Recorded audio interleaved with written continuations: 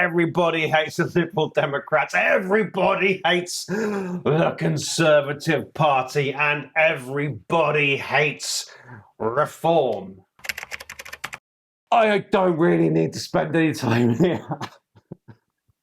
We have hated the Conservative Party for a long time now. This is the party of Partygate. This is the party of austerity. This is the party of Boris Johnson as a whole. Now, people did quite like him, but also a lot of people hated him. And then Rishi Sunak came in, but he didn't come in straight away. You had Liz Truss just popping her head up, ruining everything quickly, going away again. And then Rishi Sunak came in, and he had no mandate to do anything at all. So he just kind of hopped about a bit, and then he went to D-Day for the France thing, and he left to do... He left to do an interview that wasn't going to be broadcast for a week. Like...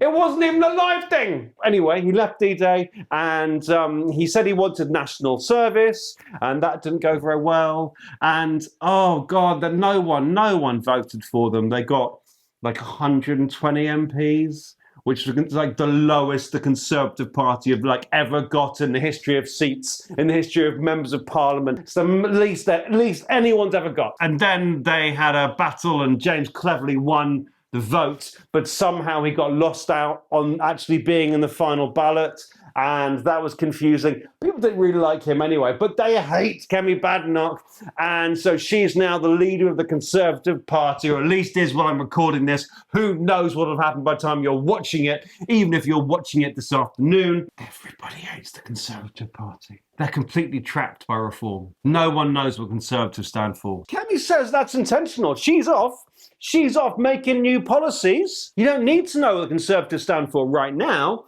You need to know what the Conservatives stand for in 4 years' time, whenever the election is. But you tell that to Robert Jenrick, you tell that to Chris Philp, you tell that to James Cleverly, all of whom are on manoeuvres.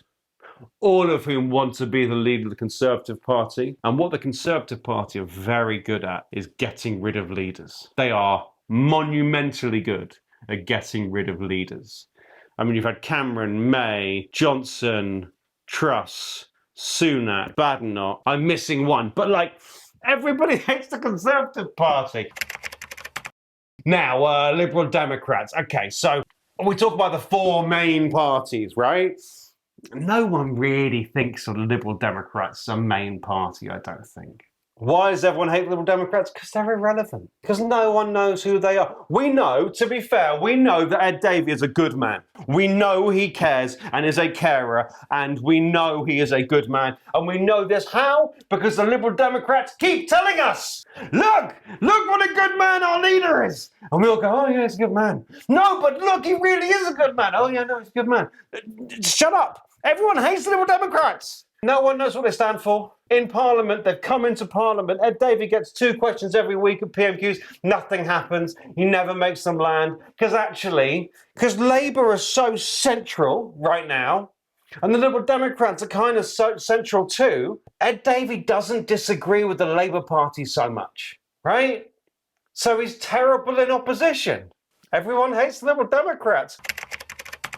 Reform! The biggest, baddest new boys on the block! They keep shedding MPs though. Rupert, what's his name, went because something happened. No one can tell anymore what happened. And then James McMurdoch, he resigned himself because, by the way, James McMurdoch went to a young person's institute because he attacked his girlfriend and kicking her 4 or 5 times when she was on the ground outside a club. So we should remember that.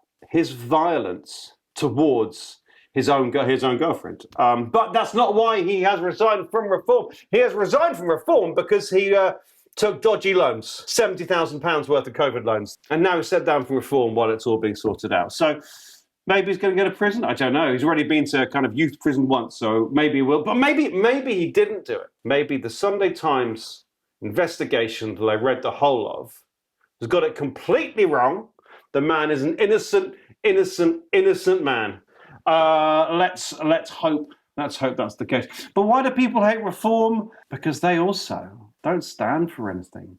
they keep having these policies from left and right and whatever, and just whatever feels like a nice thing to say. Their non-dom policy is that you can pay like £250,000 or something like that, and then you can just be in the country and you just pay any tax. So you pay up front, which is good because we want them to stay. We want billionaires in our country, like making stuff happen, you know, like buying lunch at like a sushi place because they're really expensive sushi places, right? And doing whatever billionaires do. That's good, but also want them to pay some tax. But this tax goes straight to poor people who are working. Only poor people who are working. What?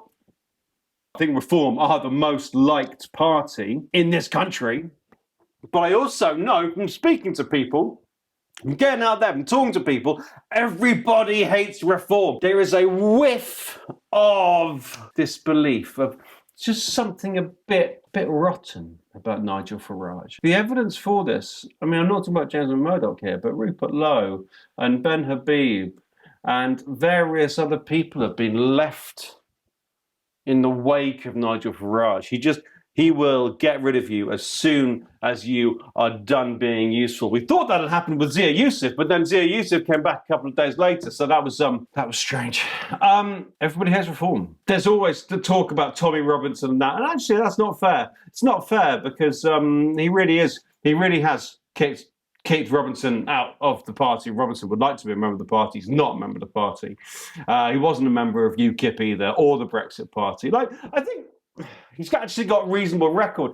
But like, we have the 3 18, 19-year-olds in cabinet positions in councils around the place, running millions of pounds because Reform have too little experience. They can't get it done. Everybody hates Reform. This has been a pretty negative video. I think the solution is better communication, better policies, really being clear and talking about what you're going on, really talking about what you believe in and this journey you want the country to take you on. Stand for something, anything, identity, equal opportunities. And I don't mean equal opportunities in like in any policy way, but I've taught in schools where kids have nothing. And in some of those schools, it felt like there was possibility for them, and others, it felt like there was nothing that was going to happen. Give the people something to believe in and someone to believe in, and we will. And that 2029, if that's what it's going to be, general election, is wide open, absolutely wide open, because we haven't got an election tomorrow. We have got an election in 4 years' time. It's wide open for someone to step forward and say, this is who we are, this is what we believe in, this is how we're going to get through these problems, this is the country we can be. And then we can fall in love again. I like that.